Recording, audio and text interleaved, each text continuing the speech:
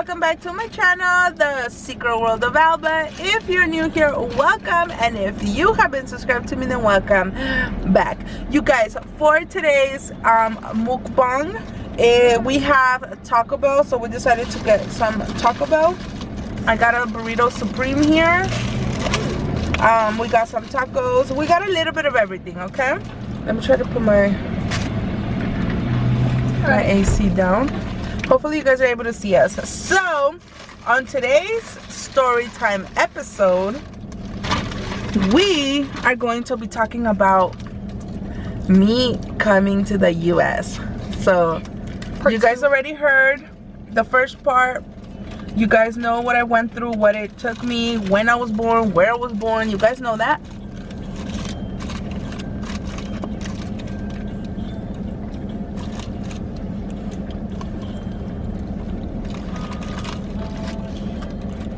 You're embarrassing us, Katie. I got my braces tied, you guys, so I can't really bite or chew. And we are parked outside of my house. By the way, Prada knows how to open the gate. She's that smart. So, this burrito's pretty good. Okay, with the sauce. I feel that everything from Taco Bell tastes the same. It's just a different shape. Well, except the cinnamon twist. Well, some other stuff. No, I'm talking about the food. Yeah. So Allison's here, Emma's here, Kenan's in the back eating his quesadilla. Lisa's behind me.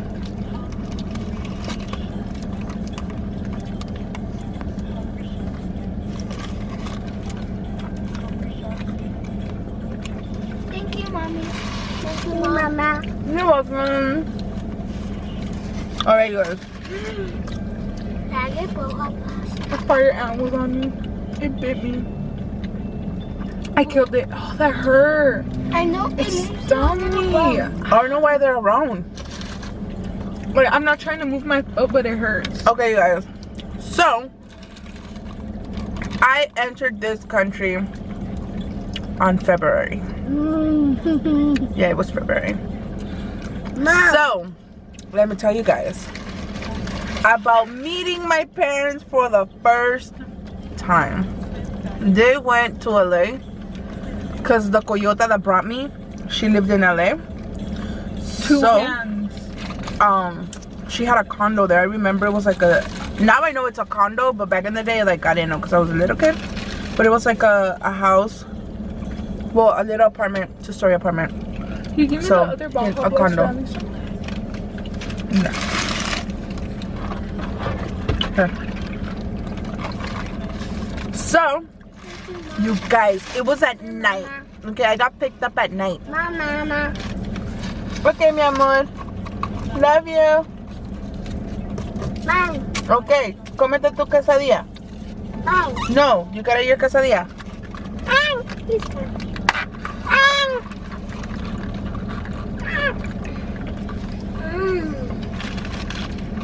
So, my parents picked me up at night.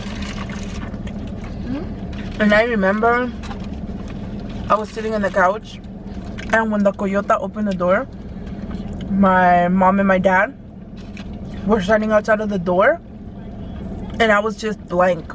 Like, I didn't know how to feel. I was happy, but my expression on my face was just blank because I didn't know them. You know, I didn't grow up with them. I was already 7 years old. So, well, I was 8. Yeah, I was 8. I was 8 years old. And my dad ran in and hugged me and kissed me. And he said, finally, I have my daughter here. And my mom wasn't as happy. My mom just said, oh, I'm glad you know you're finally here. Now we feel complete. And then they introduced me to my brother. I didn't even know I had a brother. So, you know, I remember I said, oh, hi, and he didn't speak Spanish.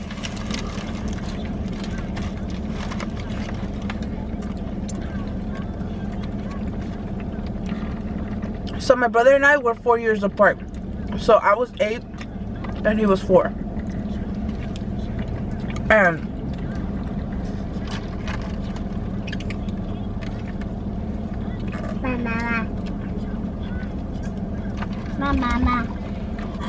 Mama. So I remember I said hi to him in Spanish, and I said hola, and then he said hi, and then he said something in English. I didn't know English, so yeah. So that was how I met my parents. I remember my parents paid the lady the last of whatever she charged for me to come to this country, and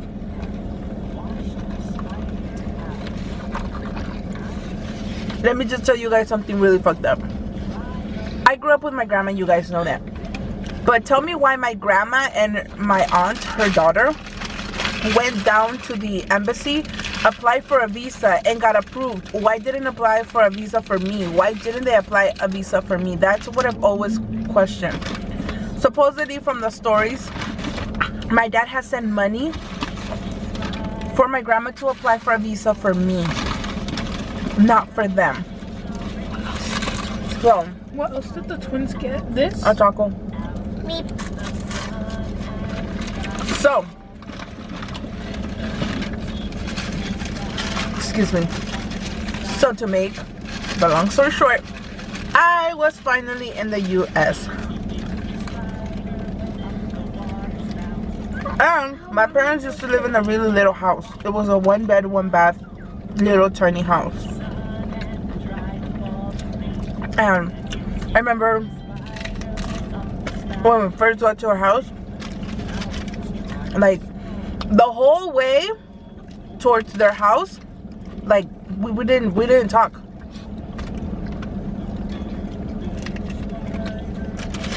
But the next day, my nightmare started, you guys. My nightmare started.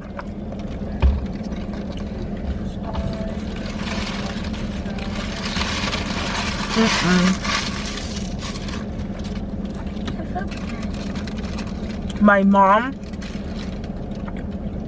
there was no connection between me and my mom since the day she picked me up. I felt it.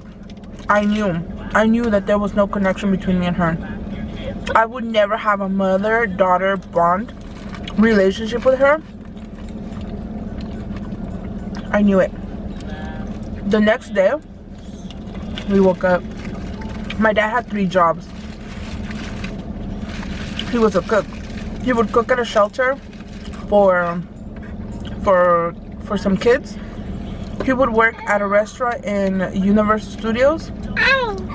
And he would do, I forgot what the other job was, but he had 3 jobs, okay? Mom. Bye.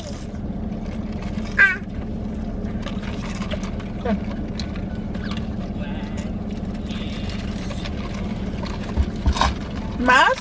I'm just daydreaming all the stuff you said in my head, how it was going. I'm just like, I'm looking at random stuff and I'm all like, how do mom look small?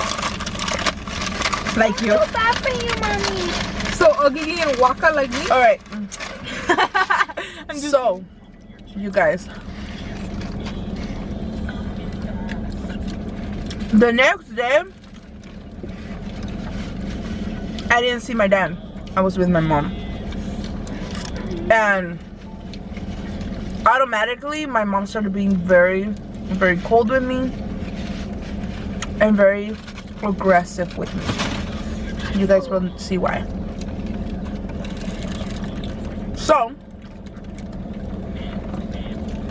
she would tell me to go clean the dishes, to go do this, to go do that. Because you guys, when I came to this country, I think all of us that come from another country to this country, we come a lot more mature what is this? than another chalupa. No, another Supreme. We can have it. Oh, okay. I I thought like it. I thought it was like something else. I got confused. I like it. This one's bigger. Jesus. Well, more for me. What? So, you guys, I totally thought I was daddy's girl. And my brother was mama's boy. That's how I saw it. Because my mom would never show me any affect, like no affection whatsoever. Like my mom wouldn't hug me, she wouldn't say I love you, she wouldn't kiss me. That wasn't her. That wasn't the type of mom. She wasn't proud when I achieved when I accomplished an achievement. Like it was just, she was cold. So I remember when I turned, so my dad would always defend me from her. My dad would always defend me for anything. My dad would always defend me. And as I got older, my mom became more violent. I remember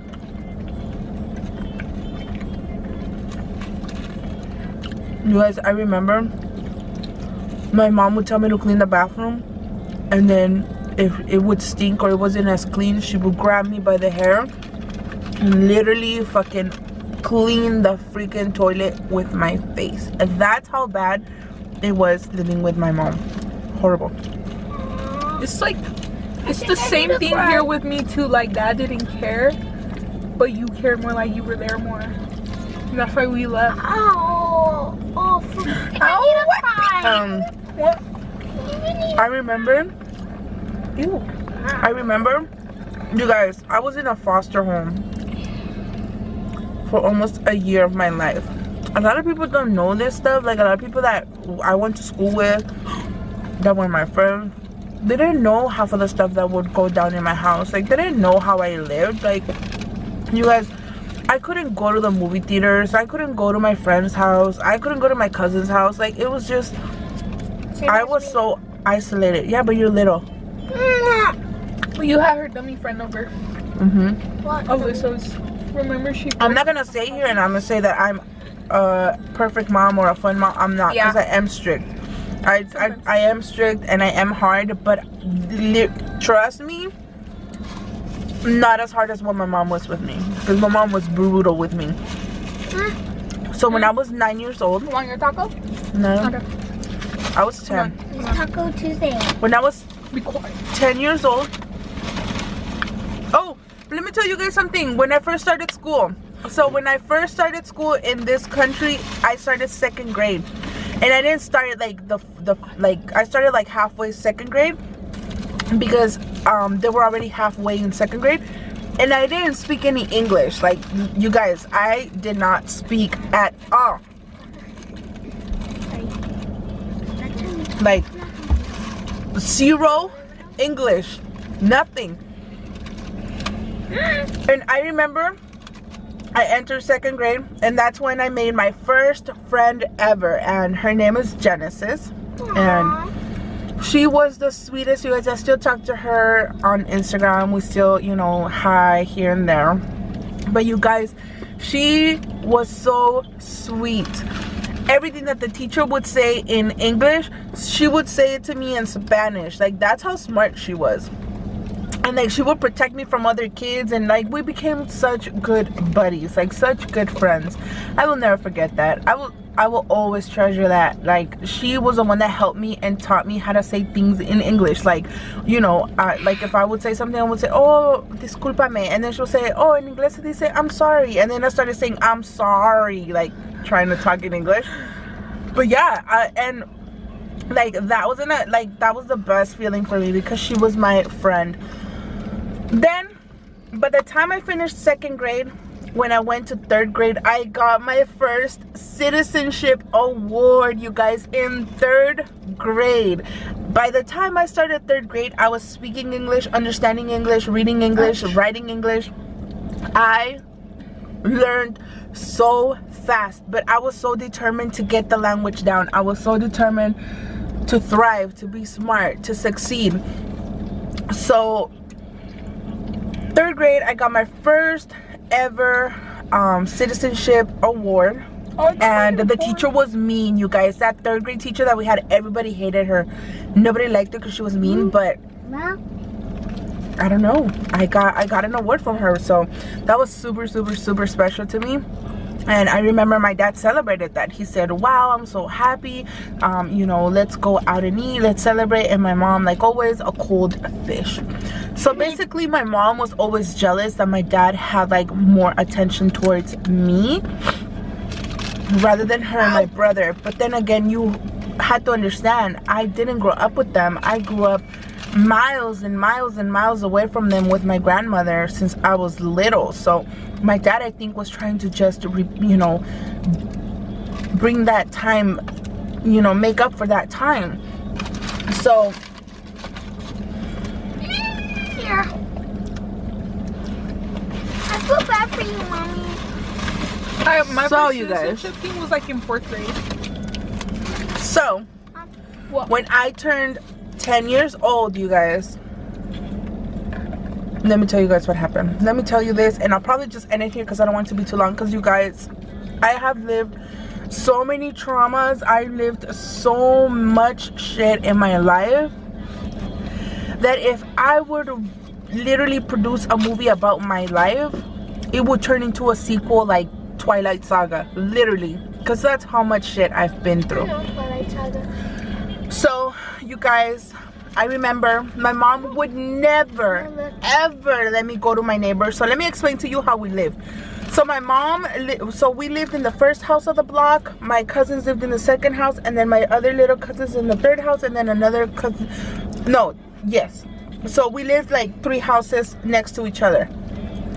And my mom would never let me go to my cousin's house. I always wanted to go to their house, but my mom never let me, because she said that, oh, girls are not supposed to be outside of their house. Like, their job is to be at home and clean and cook and whatever. What? No. How come my mom let me So let me tell you guys what happened. Well, mom is the best. They let my brother go to my cousin's house to play. And it was already like 8:30 p.m. It was already pretty late. And my mom said, oh, go to your cousin's house and go bring your brother. Me being freaking 10 years old, my cousin had all the toys. Like, literally, my cousin had all the toys. I went seeking for my brother, and I stayed there for a little longer, and I started playing with the toys and blah blah blah. So I go home. And well, I played for like 45 minutes, and then my mom called my tia and said, hey, like, can you send them over? Like, I sent Albert to go get her brother, and like, they're not here. And then my tia said, yeah, they're over here playing. I'll send them over right now. Okay. So I went home with my brother. I get home, and my mom's waiting for us with the cinto, with the belt. But not my brother. She was waiting for me. And she said, oh, where's the money? And I'm like, what money? She said, yeah, your cousin said that she had, I don't know how much money she had, but she said she had it in the area where you were playing, and that you took the money. So where is it? And I'm like, I didn't take anything. I said I was playing with the toys, but I didn't take anything. I didn't see any money. I didn't see anything. I wouldn't take it. So my mom got me by the hair, took me inside the house, and she started hitting me and hitting me and hitting me and beating me, and like, she started hitting me with the fist, and then like, she started hitting me with the belt. And I remember I was on the bed, and I was telling her to stop. I was like, stop, like, stop, don't hit me anymore. Like, I didn't do anything. Like, stop hitting me. And my mom wouldn't stop, and she would just beat me. And she said, ever since you got here, like, we've all been problems. We've been the talk of the fucking block. Like, you're a horrible little kid. You are a disgrace to us. Like, I don't even know why the fuck we brought you. And she started beating me. And I remember, like, literally, you guys, like, she made me get naked to beat me. And that's how bad my mom, like, really was with me. And I remember you know, just crying, and in my head thinking like, oh my god, like where the hell did I end up, like, you know. And I remember telling my mom like, I didn't take any money, like, you know. And I was telling her like, why don't you believe me, I didn't take any money. And you guys, the next day she sent me to school, and my mom would send me to school with the long skirts, with the skirts that you had to iron, and you could see really nicely like all the paletones. I don't know what they're called in English, but I'm pretty sure you know which skirts I mean. And you guys, I was bruised, like, I kid you not. I had bruises this big with blood on my legs, on my back. It was just ridiculously crazy how beat I was. And the fact that my mom sent me to school the next day, she didn't care. She wasn't even scared. So I remember, you guys, I went to the bathroom, and back in the day when I was in elementary school, going to the bathroom, you had a TA in the bathroom just supervising everything. And I remember that I obviously that day I was wearing a sweater and the skirt was long and everything, but I was just like staying away from everybody. Like, I was just not, you know, like, I was just really sad that day. And I remember I went to the bathroom and my sweater fell. I took it off and my sweater fell, and when I, you know, squinted down to pick up the sweater, the TA saw my leg and she said, "Mija, come here." And I said, "Yes." And she said, "What happened to you on your leg?" And I said, "Oh, I fell out of the bed." And she said, "You fell out of the bed?" She's like, "Can I see your other leg?" And I said, "Yeah." And then she saw that I had bruises, you guys, literally bruises, huge bruises on my legs, on my thighs, on my back. And she said, "Are you sure you fell?" And I said, "Yeah, I fell," because I was scared. I didn't know what to say. I remember my mom told me, she said, "Oh, you know, if you tell them what I did to you, like, I'm gonna kick your ass even worse." So I, you know, I just said I fell off the bed. And she said, "Oh," she said, "Okay, mija, go back to class." You guys, I kid you not, by the time I got back to my 4th grade class, the cops were already at the school.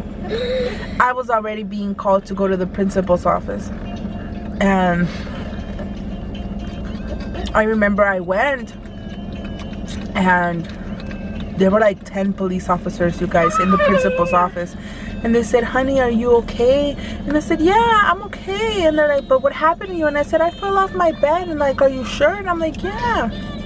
And mind you, I was the only one that got beat that day. My brother didn't get beat.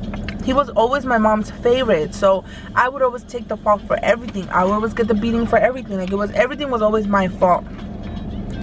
So to make the long story short, I remember that this police officer approached me. Oh, I'm gonna get to, I don't want to cry, but I remember the police officer approached me and she hugged me and she said, "It's okay." She said, "You know, I'm a mom too, and I want you to be okay." Alisa's crying. And I remember she hugged me and she said, "You know, it's okay, I'm a mom." And you know, she said, "I don't think you fell off the bed. I've seen my kids and, you know, they've had accidents. They've definitely fallen off the bed, but your bruises are definitely not from falling off the bed." And then she said, "Do you have a bunk bed?" And I said, "No." And she said, "So you're lying to us." She said, "You can trust me, you know." She's like, "I'm here to protect you. You can trust me.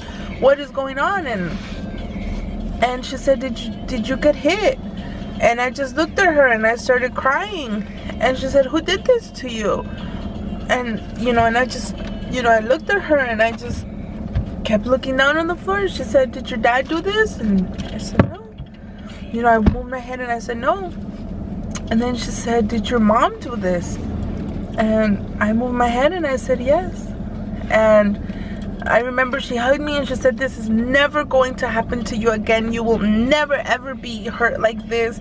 You're just a child, like, you know. And like the police officer started crying and she was like, how can somebody do this to a little girl? And you know, they checked my grades when I was in elementary school and they said, you know, like I had perfect, you know, back in the day it wasn't A's or B's. We had numbers kind of like today, but you know, I had all 4s. And I remember that, you know, she said, why would somebody be a little girl that's doing so good in school? Like, why?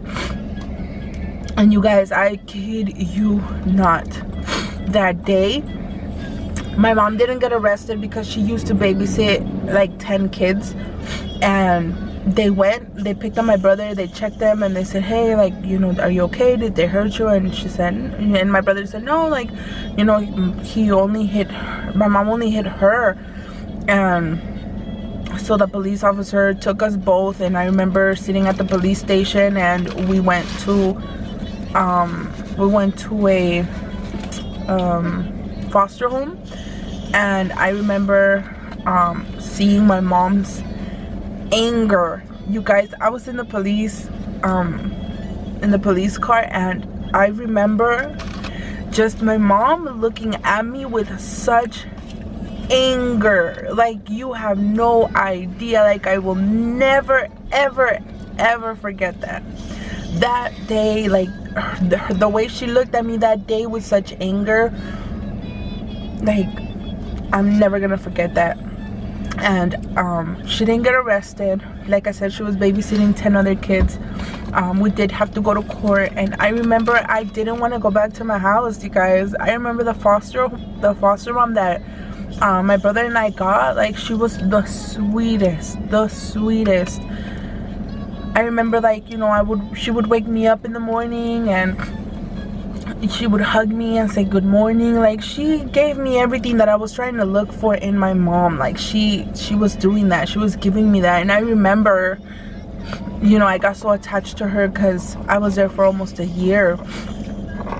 And I remember I got attached to her, and I didn't want to go back home. I wanted to stay with her. And I remember her asking me, like, do you want to stay with me? Like, you can stay with me. And, you know, I didn't want to go back home. And the only reason why I went back home was because my mom painted me a picture perfect life. You know, she said, I miss you and I love you and you're my daughter. You're my, like, she knew how to get to my heart. I was a little girl. She knew what to say. She knew that I wanted to play in the soccer team. She said, oh, we're gonna put you in a soccer team and we're gonna do this. Like, she brainwashed me. Yeah, those are really beautiful butterflies. And they're huge too. Damn, son. Remember that one time from last year where all the butterflies came from Mexico? They're migrating. And yeah, you guys, and I wanted to stay with the foster mom. And I'm gonna leave this story here because I still have a lot more to go, and I don't want to bore you guys. I just want you guys to get to know me, get to know my story, get to know what lies behind my armor. And but yeah, you guys, I will tell you guys what happened when I went back home after the whole foster home and custody fight for domestic violence. So but yeah, like, that was what happened my first the first 2 years of my life with my parents, you guys. I lived that trauma. And stay tuned for the next Car Chronicles, where I start talking to you guys a lot more about how she no longer became a physical abuser, but more so of a mental and what's the other? she started abusing me mentally and verbally rather than physically. So, but yeah, you guys, I hope you guys enjoyed this part of my storytelling. And don't mind Alisa. Like, a lot of these things, you guys, like, I have them here so that they can hear that my life hasn't been easy, that I've had to, you know, go through a lot of things to get to where I'm at, and I try to provide for them everything that I can. So I want them to be appreciative of what they have and what I've provided them with and what kind of mother that they have, because, you know, I try to be to them the mom that I wish I had. And yeah, but we're gonna get into more of the story of my life on the next Car Chronicles. And with that being said, see you guys on my next video.